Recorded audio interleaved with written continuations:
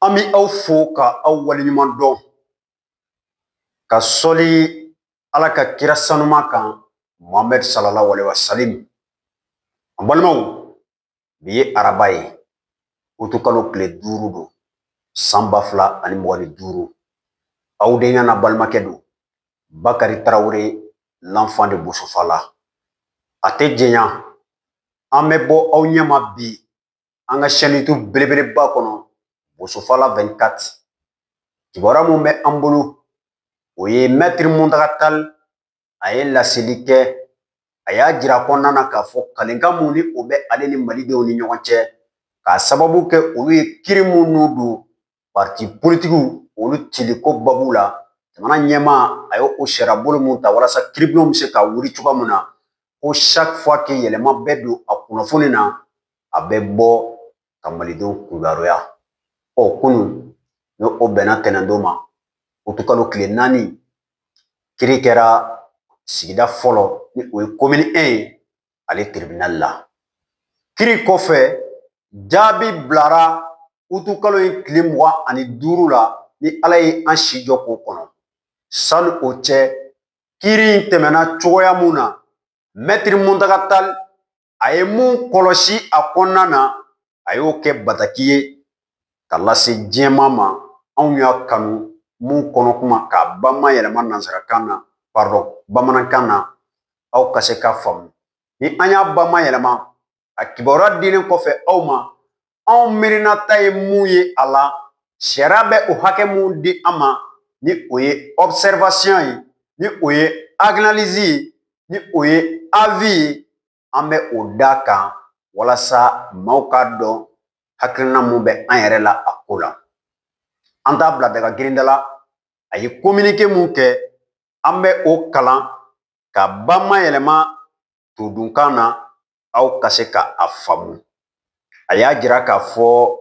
communiqué de presse numéro 3 ni o ye laseli ye minnu ni o kan ka cɛri kunnafonidi sɛbɛnw kɔnɔna na, laseli sabanan mun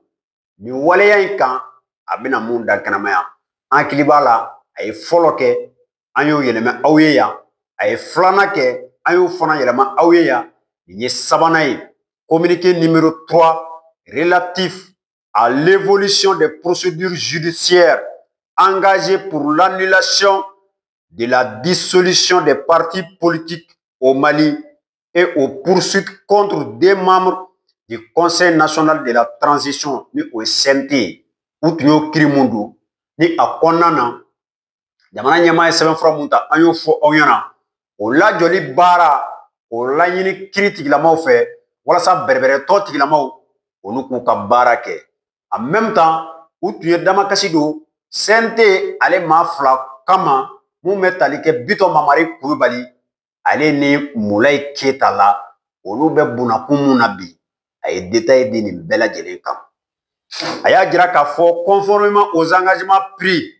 nous informons l'opinion publique de l'évolution des procédures judiciaires en cours pour le respect de la Constitution et la préservation de l'état de droit au Mali. Olu ye kalenkan mun di, u ye layidu mun di, o bonyani kama ko u bɛ maliden bɛɛ lajɛlen kibaruya o kiiri ale taa sira la, ani bonya bɛ se ka kɛ cogoya mun na ka ɲɛsin anw ka jamana sariya sunba ma, ani makaran k'o kɛ ka ɲɛsin état de droit, jamana mun bɛ baara kɛ sariya hukumu kɔnɔna na, o bonyani ma, ko u bɛ makaran kɛ ka ɲɛsin o ma walasa Mali ka kɛ o jamanaw fɛ. A ka siginiden fɔlɔ la,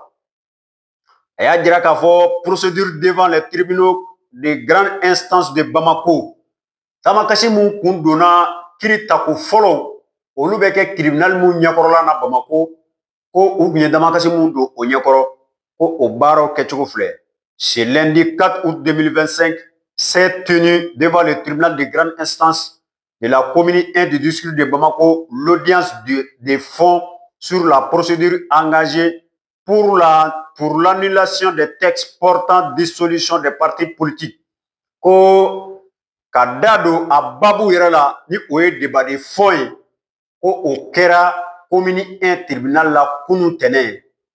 U ye ɲɛfɔli caman kɛ a kan, u bɛ mun wele ko débat de fond. gafe mun tara ka partout ci ka bɔ anw ka jamana kɔnɔ. Ces textes, rappelons-les, portent une atteinte grave à la liberté d'association, à la liberté d'expression ainsi qu'au droit de participer à la vie politique garantie par la Constitution du 22 juillet 2023. O hakililajigi boloma, o sɛbɛnfura mun bɛ dankari cɛjugu kɛ maaw ka kanabila la ni o ye faraɲɔgɔnkan ye association, maaw ka kanabila la hakilina di sira fɛ ni o ye liberté d'expression ye, ani fɛn min bɛ tali kɛ hakɛ mun bɛ maaw ye walasa u k'u da don fɛn mun ye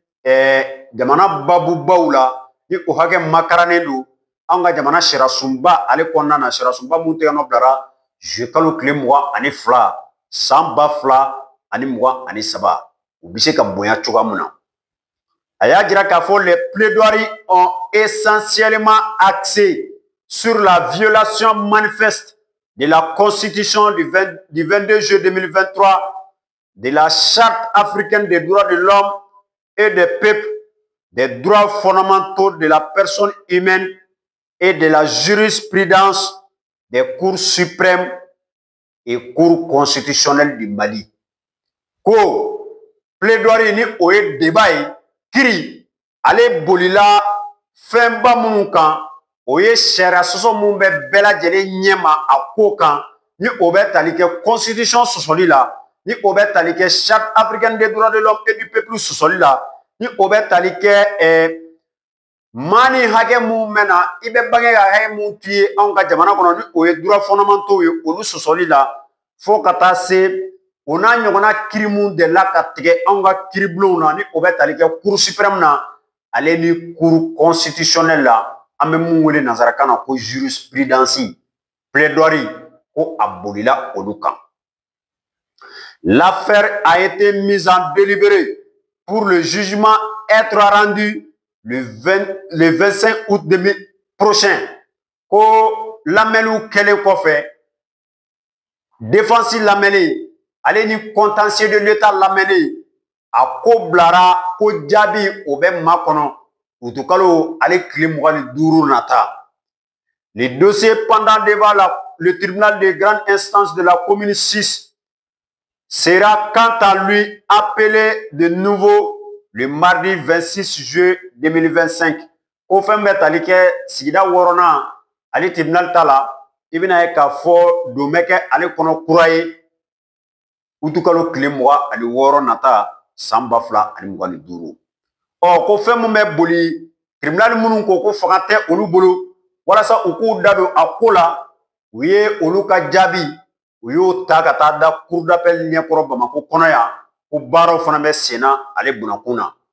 A y'a jira k'a fɔ 2 procédure devant la section administrative de la Cour suprême. La requête déposée devant la section administrative de la Cour suprême a été transmise à l'État conformément au règlement de procédure pour permettre une réponse du gouvernement. Nous attendons toujours la mémoire en défense de l'État. Ko fɛn bɛ tali kɛ Cour suprême ale section administrative ɲɛkɔrɔ damakasi mun kɛra ye i bɛna ye k'a fɔ ko o taara ka da jamana ale ɲɛkɔrɔ o lasera jamana ma i n'a fɔ o kiiri b'a boloda cogoya mun na ko u dusukun laminen don wa u bɛ makɔnɔ kɛ jaabi bɛ mun bɛ di ka bɔ gouvernement yɔrɔ u ka se k'u yɛrɛ lafasa o jaabi ale kan. Tako sabanan ni o ye 3 ye procédure devant le pôle national de lutte contre la cybercriminalité. Notre plainte contre Biton Mamari Koulibaly et Moulay Keita, tous des membres du Conseil national de la transition, n'a pas connu la même célébrité que les poursuites engagées, par exemple, contre l'ancien Premier ministre Moussa Mara. Onga, olu tun ye damakasi sɛbɛn mun don Moulay Keita ale ni Biton Mamari Koulibaly kama cybercriminalité la ko Moussa Mara ka nɔminɛli teliyara cogoya mun na olu ta ma se ka teliya o cogoya la. A y'a jira k'a fɔ comme précédemment souligné, la décision de poursuite ou non relève d'une décision politique qui influencera durablement la crédibilité du pôle national de lutte contre la cybercriminalité. Ko nominali o mun gulonnen tɛ politiki sira la, o hakilina mun gulonnen tɛ politiki sira la, ani o tɛ ɲɔgɔn sɔrɔ sira la, i bɛna ye k'a fɔ ko don n'a nataw la pôle national de lutte contre la cybercriminalité ale ka jɛlenya a n'a ka tilennenya k'o gulonnen don, a bɛna jaabi mun di nin na olu ka laɲini o kelen filɛ k'o mun kɛ a ɲɛkɔrɔ. Face à l'inertie constante qui n'est ni compréhensible ni acceptable, nous avigeons désormais d'autres procédures qui les contrairont à comparaître le principe sacro-saint d'une justice égale pour tous sera pas piétiné. A ko ka ɲɛsin o jateminɛ mun n'u o kɛlen bɛ k'o kɛ kalama don ɲin na ka bɛn ni u ka damakasi ye o mun kɛlen bɛ cybercriminalité tribunal fɛ ni o tɛ faamuya cogo si la wa sɔn tɛ se ka kɛ a ma cogo si la ko u tɛna to sigilen u bɛna fɛn mun ye kiiri wɛrɛw olu n'u don mun bɛna wajibiya u ka se ka wele bila Molayi ale ni Bitɔn Mamari ma walasa bɛɛ lajɛlen ka damakaɲa sariya ɲɛkɔrɔ o mun ye taasira ye taasira mun kofɔlen don o mun ye dɔnfɛn kɔrɔ ye principe sacro-saint o mun ye principe kɔrɔba ye kiiri gulonnen don mun na k'a fɔ bɛɛ lajɛlen dama ka kan ale ɲɛkɔrɔ ko sen tɛna da ale kan k'a piétiner olu ɲɛkɔrɔ. Kuma kuncɛ la a y'a jira k'a fɔ malgré certains éléments, les avocats gardent foi à la justice de notre pays. Ko hali n'a y'a sɔrɔ tiɲɛ don fɛn dɔw bɛ yen minnu ni u ma se ka olu faamu mais u b'u ka danaya sabati u ka jamana ale kiri kan ni o ye lafasalikɛlaw ye nin dossier in kɔnɔ. À elle de confirmer que nous ne sommes pas de doux revers en se rappelant qu'elle a été une actrice majeure à l'instauration de l'état de droit au Mali. Ko wa o mun ni o bɛ olu kunkolo la o bɛna sɛmɛntiya ka siga ka olu bɔ badabada siga kɔnɔ ka tɛmɛ ni u ka kɛwale mun bɛna yira don n'a nataw la ka fɔ u jɔsen ka bon jamana mun b'a yɛrɛ wele ko état de droit ni o ye sariya jamana ye o lawaleyali kiiri jɔsen ka bon o la kosɛbɛ ko u bɛna o yira olu la olu bɛ badabada sogo mun kɔnɔ bisiki sira fɛ ka ɲɛsin u ma ka o nkalontigiya. An balimaw Maître Muntaka Tall kunu kiiri kɔfɛ a ye communiqué de presse mun bɔ nin ye o ye. N'i y'a ka communiqué de presse lamɛn i b'a senti l'avocat de la défense maa kelen tɛ ale ye communiqué kɛ ka d'a ka pôle d'avocat bɛ yen nɔ a ɲɛmaaya bɛ ale bolo. An ye laseli wɛrɛw sɔrɔ minnu bɛ tali kɛ Maître Mamadu Kamara la ale ye dɔ ɲɛfɔ a kan mais tout porte à croire que Maître Muntaka Tall il est optimiste dans ce dossier a muɲulen don ka kiiri kɔnɔ walasa kiiri ale bɛ se k'a fɛlan di nin dossier in kan cogoya mun na mais an bɛ mun fɔ a ye o ye bilasirali ye k'a jira k'a fɔ a ye a sɔnni sigi yɔrɔ mun kan n'o bɛ tali kɛ cybercriminalité ale ka côté kan kow fincogo ye kelen ye o manamana cogo tɛ kelen ye procédure mun engagera partout ka dissolution na ani CNT maaw olu nɔ minɛli la an bɛɛ ye maliden ye an bɛɛ lajɛlen kan ka damakanya sariya ale ɲɛkɔrɔ o ye tiɲɛ ye mais tiɲɛ dɔ fana ye mun ye an bɛɛ lajɛlen sɔnna ma k'a fɔ maa fila mun ni olu y'u ka damakasi kɛ u nɔ kan u bɛ baara kɛ jamana institution dɔ kɔnɔ bi mun bɛ olu ni anw bɛɛ lajɛlen bɔ ɲɔgɔn na mun bɛ olu ni Musa Mara bɔ ɲɔgɔn na donc n'an ma yan damakasi sɛgɛnra damakasi sɛbɛn ale dara cybercriminalité ɲɛkɔrɔ on n'est pas là pour défendre la justice mais an bɛ nata ye mun ye an b'a jigiya k'a fɔ baara bɛ ka kɛ dossier kan kiiri bɛna fɛɛrɛ bila sen kan u bɛ se ka lamɛn cogoya mun na an bɛɛ lajɛlen ka damakanya ale ɲɛkɔrɔ mais o t'a bali o tɛ an bila an ka bisiki sɛmɛ kiiri la k'a fɔ dɔ ta teliya la dɔ ta ma teliya ne ka faamu na an ma se o yɔrɔ la fɔlɔ an bɛ se o yɔrɔ la wagati jɔn na o bɛ tali kɛ procédure mun engagé bɛ tribunal dɔ ninnu kɔnɔna na ni commune E ye audience kɛ o don na commune 6 ta kan ka kɛ olu bɛ jaabi mun bɔ o jaabi bɔlen kɔfɛ aw kan k'o ta ka yira cybercriminalité tribunal la anw ye damakasi kɛ aw ɲɛkɔrɔ k'a kɛ ninnu fana ɲɛkɔrɔ don kelen olu ka jaabi filɛ an b'a ɲini aw fɛ aw k'an wele an ka kiiri ka bila sen kan walasa an bɛɛ lajɛlen ka kan sariya ɲɛkɔrɔ o ka se ka sabati ne ka miirinata ye mun ye nin dossier in na o don ka fɔ maître Tali ye courage mun bɛ a la k'a sababu kɛ depuis baara in daminɛna fo kana se sisan ma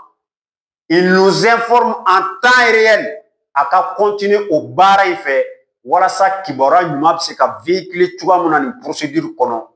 jamanadenw ka se k'a sɔrɔ an b'a fo o baara in na k'a sababu kɛ a ma nɔgɔn mais maa mun b'a ka wagati consacré mɔgɔ mun b'a ka temps consacré mɔgɔ min bɛ a ka ci bila k'a fɔ i jɔ n ye kalekan mun di jamanadenw ma n ye layidu mun di u ma ni o ye u kibaruyali ye n ka o bɔ a sira fɛ o fana waleɲuman kan ka dɔn a ye an b'a fo o la k'a jigiya k'a fɔ awɔ a ye mun fɔ hali n'a sɔrɔ an n'a tɛ ɲɔgɔn sɔrɔ hakilina na ni o ye cybercriminalité ka côté ye mais an b'a jigiya k'a fɔ cybercriminalité tribunal a bɛ baara la dossier in kan walasa Mulayi ale ni Bitɔn Mamari ka lamɛn ka sababu kɛ u ye kuma cɛjugu fɔ u ye laseli mun kɛ à l'époque nous on a décrié c'est inadmissible surtout olu bɛ yɔrɔ mun kunna